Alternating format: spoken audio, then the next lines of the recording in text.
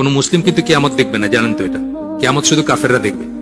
আপনার সবচেয়ে দামি জিনিসটা, সবচেয়ে বড় সম্পদ হচ্ছে আপনার ঈমান। দয়া করে আল্লাহ আপনাকে মুসলিম বানাইছেন, মুসলিম ফ্যামিলিতে জন্ম দিয়েছেন, সবচেয়ে বড় সম্পদ হচ্ছে এটা। এবং আল্লাহর কাছে সবচেয়ে দামি ব্যাপার হচ্ছে এইটা। একজন মুসলিমের দাম আল্লাহর কাছে এই পৃথিবী এবং পৃথিবীতে যা কিছু আছে তার চেয়ে বেশি। যে জন্য একজন মুসলিম জীবিত থাকা অবস্থায় আল্লাহ কিয়ামত সংগঠিত করবেন না। সেই ঈমানটা আপনি যার তার কাছে বন্ধক রাখবেন না।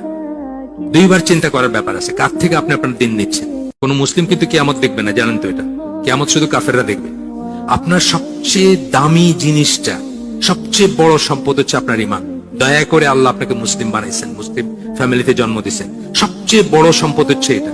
এবং আল্লাহর কাছে সবচেয়ে দামি ব্যাপার হচ্ছে এইটা। একজন মুসলিমের দাম আল্লাহর কাছে এই পৃথিবী এবং পৃথিবীতে যা কিছু আছে তার চেয়ে বেশি। যে জন্য একজন মুসলিম জীবিত থাকা অবস্থায় আল্লাহ কিয়ামত সংগঠিত করবেন না। সেই ঈমানটা আপনি যার তার কাছে বন্ধক রাখবেন না। দুইবার চিন্তা করার ব্যাপার আছে, কার থেকে আপনি আপনার দিন নিচ্ছেন।